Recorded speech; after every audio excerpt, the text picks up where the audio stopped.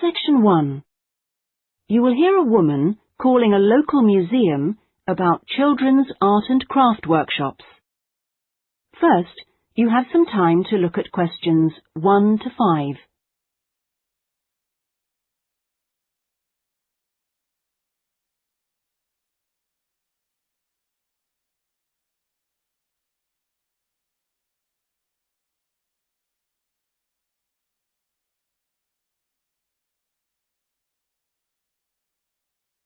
You will see that there is an example that has been done for you.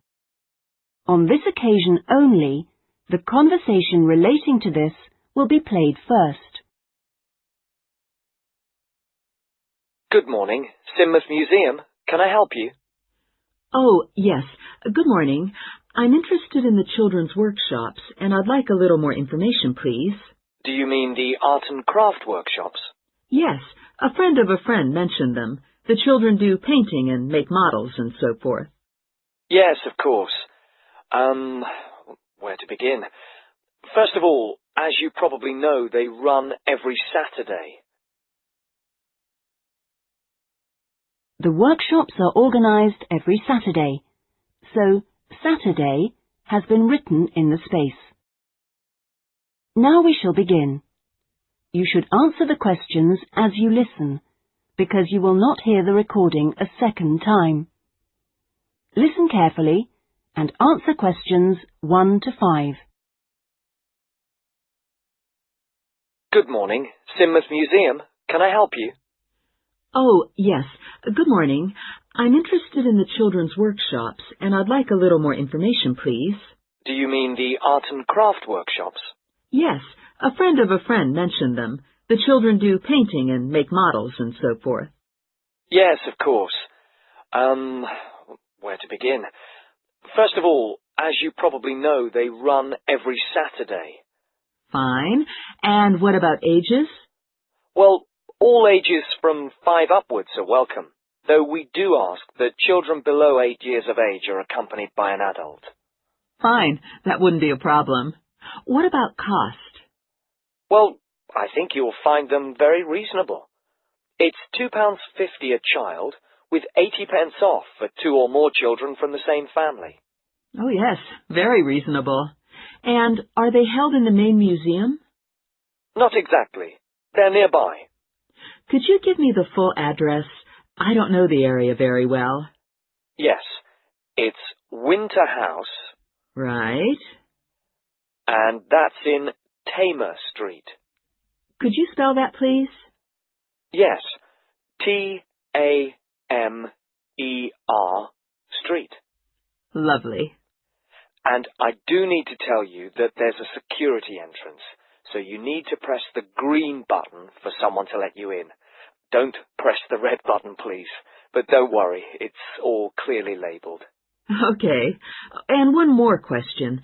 Is parking available nearby? We're driving in from out of town.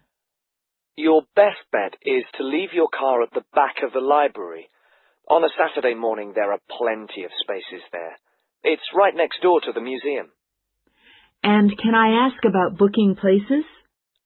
Yes, and I must tell you, you really should book by calling the education department here. Oh, I'm sorry. Should I have rung them instead of the main museum number? No, that's fine this time. Please don't worry. But for future reference, I'll give you the direct number. It's 200-765. Great. I've got that.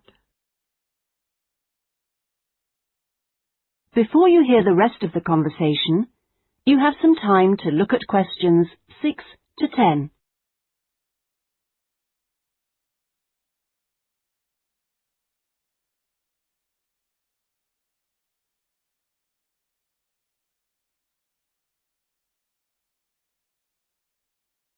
Now listen and answer questions 6 to 10. But I'm very happy to give you information about the next 2 workshops. On Saturday the 16th, there's building castles. Oh, sounds great. This involves quite a bit of glue, so just make sure the kids are in old clothes. I know. Ones I don't mind getting mucky. Exactly. And if possible, could you bring along bottle tops, which the children might be able to use in the models, as decoration? We'll certainly try to find some for you. Then the following week... That'll be the 23rd, won't it? Yes, that's right. On that day, it's what we call Undersea Worlds. This is where they make scenes with fishes, underground caverns, and so on. Is that likely to get very dirty? Lots of paint splashes? Not really. So we don't recommend any special clothes for that one. But if you could search out some silver paper to bring along to use in the sessions, it's shiny, it looks like water, that'd be great. Yes, of course. We'll see what we can come up with. Well, thank you ever so much for all your help. The sessions sound really good, and I'll certainly book up for the next 2. Lovely. Thanks very much for ringing. Bye. Bye-bye. That is the end of section 1. You now have half a minute to check your answers.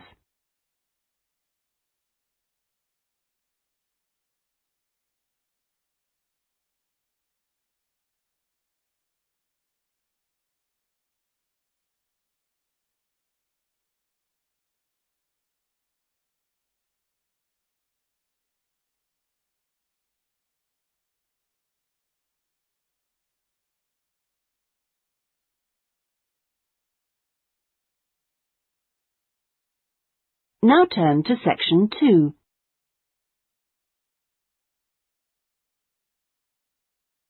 Section 2. You will hear a customer services official giving information to a passenger at a railway station in a town called Trebirch.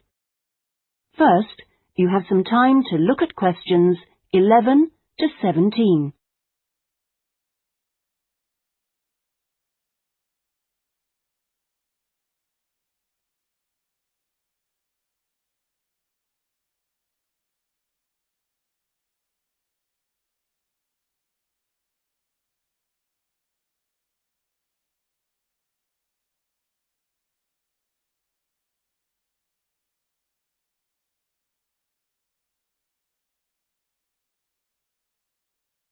Now listen carefully and answer questions 11 to 17. Hello. My family and I are staying here in Trebirch for a week or 2, and we wanted to know about the train services. We're hoping to do a few local trips. Okay. Well, I can give you lots of details about all the trains going from Trebirch in the southwest. This leaflet will be very helpful, but I can tell you some of the main things. We've got 2 main train stations in the town. The King Street is for local commuter lines and regional services. What about trains to London? I'll need to go there on business for one day. Then you need to go to Central Station. That's for all the national services. There are regular trains to London. They leave Trebirch every half hour on weekdays and every hour at weekends. It takes about 2 hours, a bit longer on Sundays. You've got a choice of first and second class, and there's a buffet car, though refreshments are included in the cost of a first class ticket. Ah, right. And have you got any information on different ticket types? Yes, there's a range of ticket prices depending on when you travel and when you buy your ticket. There's a standard open ticket, which doesn't have any restrictions. This can be bought in advance or on the day. You can also get various discounted tickets.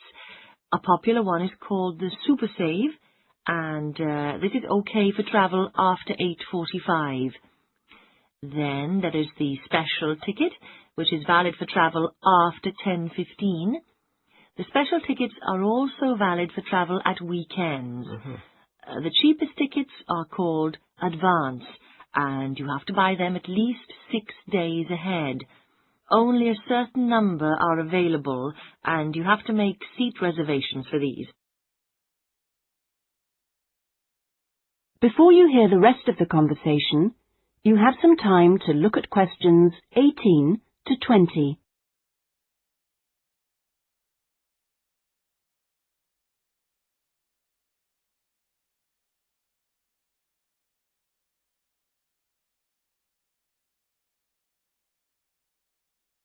Now listen and answer questions 18 to 20. Thanks. And are there lots of places to go to around here? Oh, yes. You can enjoy many days out. There's the Merthyr Mining Museum, which is only half an hour from Trubirch by train. Your children will find it just as fascinating as any theme park, and they can ride in the original miners' lifts and on the coal trains. There are special excursion tickets which include entrance fees.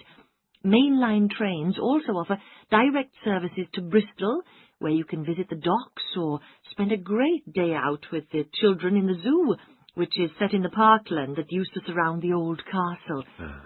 Special family away day fares are available for this service now during the school holidays.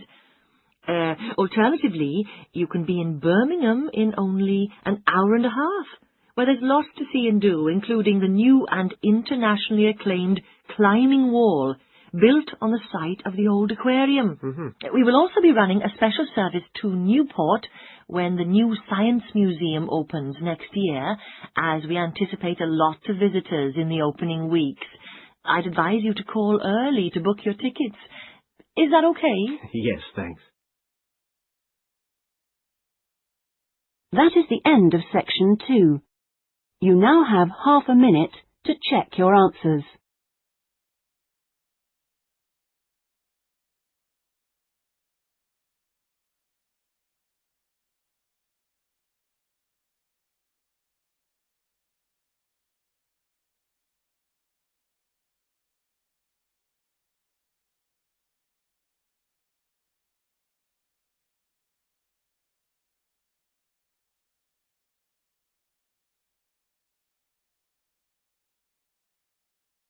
Now turn to section 3.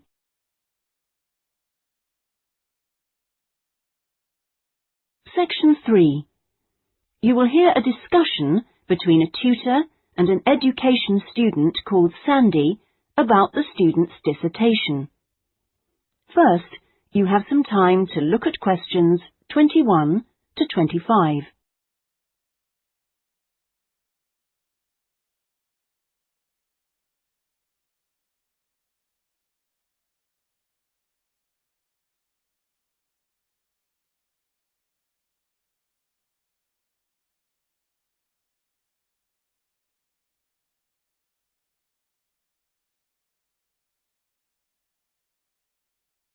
Now listen carefully and answer questions 21 to 25.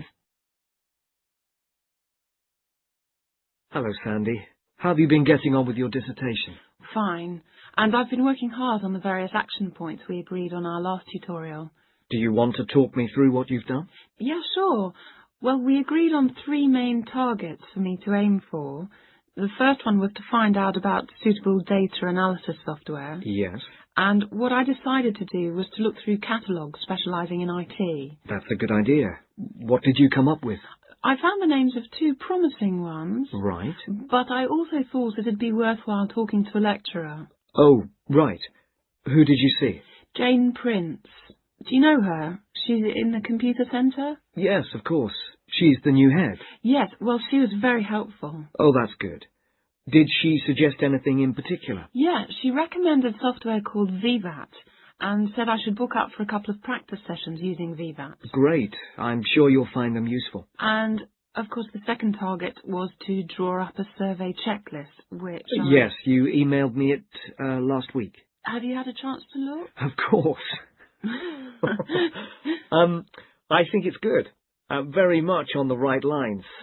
I'd say your first 2 sections are spot on. I wouldn't suggest that you change anything there, but in section 3 you really do need to have questions on teaching experience. Yeah, I was thinking that section looked a bit short. Right. And my third target was do further reading on discipline. Oh, yes. I mentioned a couple of writers, didn't I? Yes, well, I got hold of the Banerjee, and I thought that was excellent, but I'm afraid I didn't manage to get hold of the essays about classroom management. You know, the ones by Simon Erickson. The bookshop said it was out of print, and the library doesn't have a copy. Oh, right. And I'm afraid I've lent my copy to another student.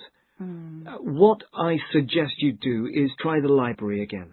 This time apply for it through the service called Special Loans. Have you done that before? You're entitled to 6 books a year. Yes, no problem. That's what I'll do. So, lots of useful work done. Before you hear the rest of the conversation, you have some time to look at questions 26 to 30.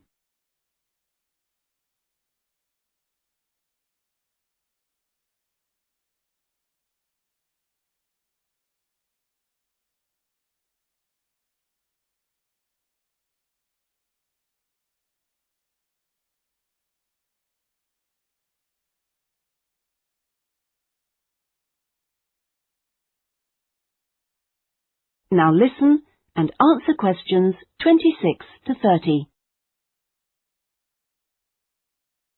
So let's look at some new targets. We'll start by having a chat about your Chapter 1. I very much enjoyed reading it.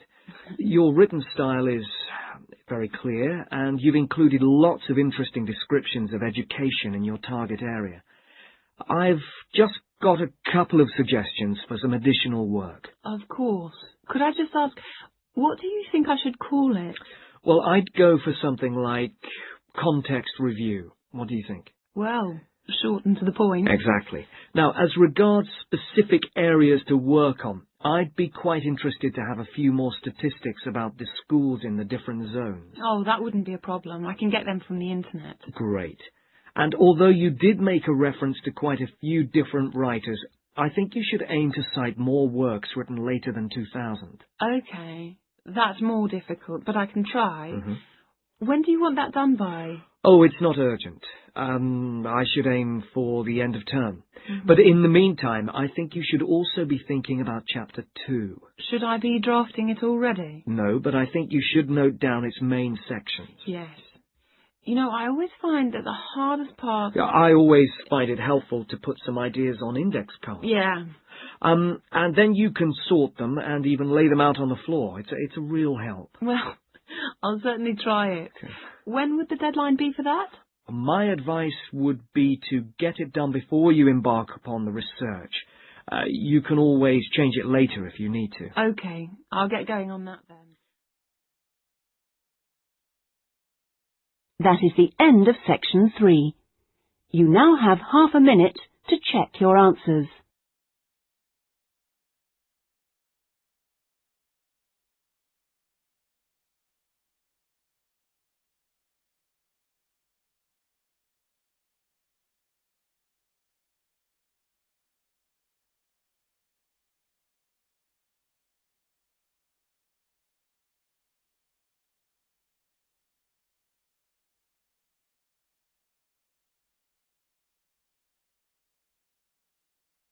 Now turn to section 4.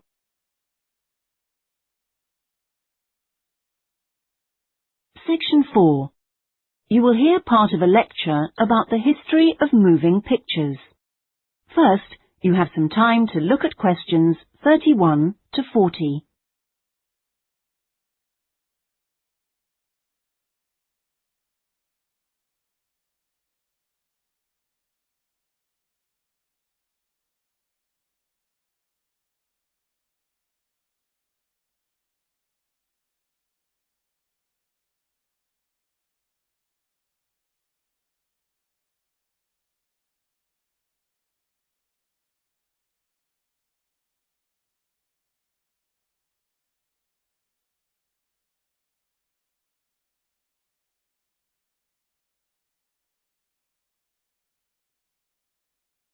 Now listen carefully and answer questions 31 to 40.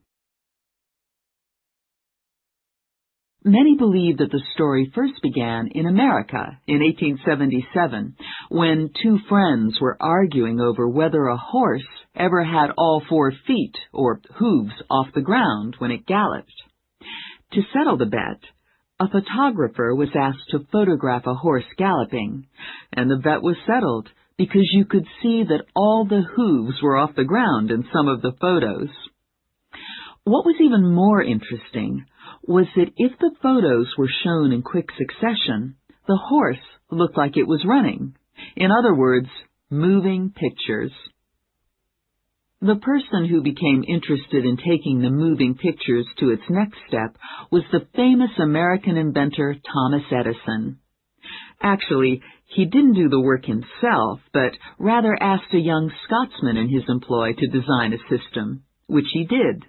Now, this young fellow was clever, because the first thing he did was study other systems, primitive as they were, of moving pictures, and then put all the existing technologies together to make the first entire motion picture system. He designed a camera, a projection device, and the film. The system was first shown in New York in 1894 and was really very popular. Apparently, people lined up around the block to see the wonderful new invention. There were, however, a couple of problems with the system. The camera weighed over 200 kilograms, and only one person at a time could see the film. Well now, news of the new system in America traveled fast, and a number of rival European systems started to appear once people had heard about it. The single problem with all the systems was they couldn't really project the film onto a screen, so more than one person could see it. Then, in 1895, 3 systems were all developed, more or less at the same time and independently of each other. I guess the most famous of these was by the Lumière brothers from France, and they called their system the cinematograph, which of course is where the word cinema comes from. There were also 2 brothers in Germany who developed a successful system, and they called it a bioscope. Well, now once the problem of projection had been solved, the next challenge for the inventors was to make the films longer and more interesting. A continuing problem at the time was that the films had a tendency to break when they were being played, a problem which was caused by the tension between the 2 wheels, or reels as they are called, which hold the film. Now, this problem was solved by 2 American brothers. They developed the Lantham loop, which was the simple addition of a 3rd reel between the 2 main reels, and this took all the tension away, with the result that the film stopped snapping.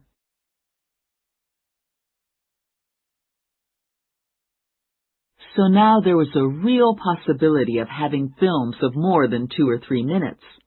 And this led to the making of the Great Train Robbery, the very first movie made. It only lasted 11 minutes, but was an absolute sensation, and there were cases of people watching the movie and actually fainting when the character fired a gun at the camera. Almost overnight, movies became a craze, and by 1905, people in America were lining up to see movies in store theaters, as they were called then. I guess the next big step in terms of development of technology was to have people actually talking on the film. And the first step towards this was in 1926, when sound effects were first used on a film.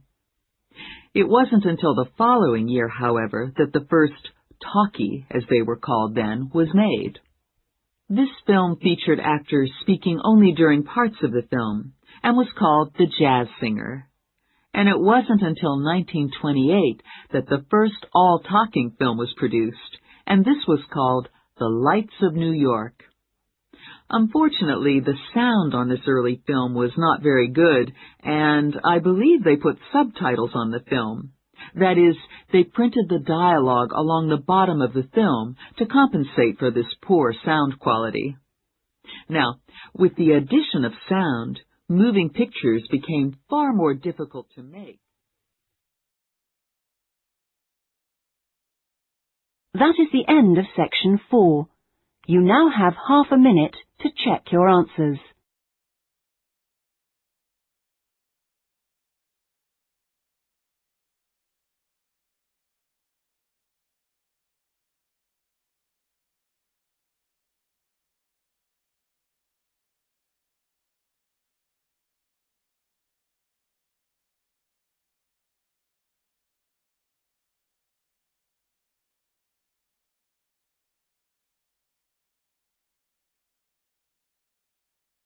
That is the end of the listening test. In the IELTS test, you would now have 10 minutes to transfer your answers to the listening answer sheet.